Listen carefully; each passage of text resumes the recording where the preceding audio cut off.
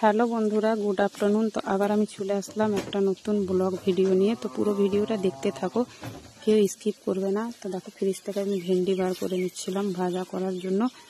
তো আজকে রান্নাবান্না চাপাতে আমার অনেকটাই দেরি হয়ে গেছিলো। তো তোমরা তো জানো আমি অনেক কটা দিন থেকে বাবার বাড়িতে ছিলাম। তো পরশু দিনকেই বিকেলবেলা এসছি। তো কালকে তো একদমই আমি রান্না করতে পারিনি, কেননা আমার বাড়িঘর এতটাই নোংরা হয়েছিল। অনেক দিন থেকে বাড়িতে ছিলাম না, আবার দোকানটাও গোছাতে হলো। তো কাল অনেকটাই বেলা হয়ে গেছিলো, তো কাল রান্না করিনি। কাল শুকনো খেয়েছিলাম, রাত্রেবেলায় একটু খিচুড়ি করে খেয়েছিলাম। তো আজকে যেহেতু রান্না চাপাচ্ছিলাম, তো ভাবলাম তোমাদের সঙ্গে একটু ভিডিও শেয়ার করি, কেননা অনেক কটা দিন থেকে আমি তোমাদের সঙ্গে কিছুই রান্নাবান্নার ভিডিও শেয়ার করতে পারিনি। কেননা তোমরা তো জানো, অন্যের বাড়িতে থাকলে অন্যের মতো হয়ে থাকতে হয়। সবাই সব জিনিসটা তো পছন্দ করে না। তো দেখো, আমি মশলার জন্য রসুন আদা সব কিছু নিয়ে নিচ্ছিলাম। কেননা এখন বৃষ্টির দিন, তো হুটহাট করে কারেন্ট পালিয়ে যাচ্ছে। মশলাটা আগে না করে নিতে গেলে আবার অসুবিধা হয়ে যায়। তখন আবার শিলনোড়ায় মশলাটা বাটতে হয়, আর আমি শিলনোড়ায় মশলা বাটতে খুব একটা পছন্দ করি না।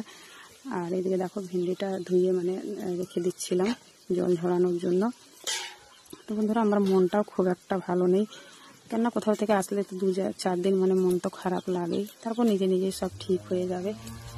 আর আজকে আমি কী রান্না বান্না করছিলাম চলো তোমাদেরকে দেখাবো। তোমাদেরকে না দেখালে কি হয়। আজকে সকাল সকাল মাছ বিক্রি করতে এসেছিলো, তো মাছ নিয়েছিলাম। কেননা সেদিন বাবার বাড়ি থেকে এলাম, তো 3 পাহাড়ে খুব একটা আমি বাজার করতে পারিনি। শুধু ভেন্ডি আর টমেটো আর কাঁচা লঙ্কা নিয়েছিলাম।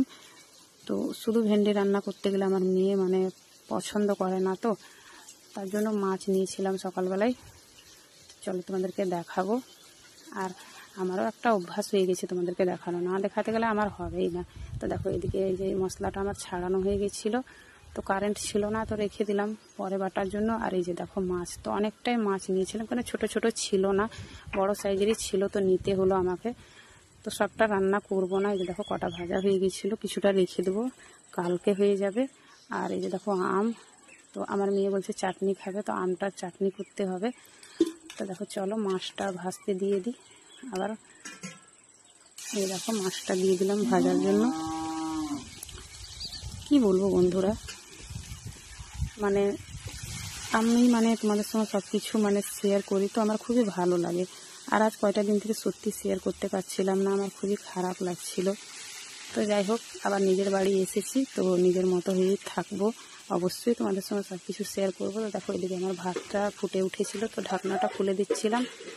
আর এই চালটা না আমার একটুতেই ভাতটা হয়ে যায়, বেশি আবার সিদ্ধ করে দিলে খাওয়া যায় না। তো এদিকে ভাত হচ্ছিল, আর একদিকে মাছ ভাজাটা চাপিয়ে দিয়েছিলাম। তো ভাবলাম মাছ ভাজাটা হোক, আর ভেন্ডিটা কেটে নিই। আর কারেন্ট তো ছিল না, কিন্তু মাছটা ভাজতে ভাজতে কারেন্টও চলে এসেছিলো। মিক্সিতে বেটেছিলাম মশলাটা।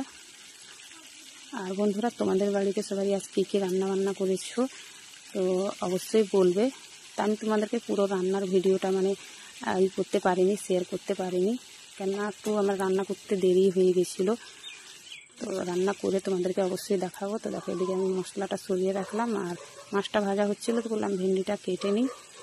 তো আজকে ভেন্ডিটা অন্য ধরনের আমি ভাজা করব।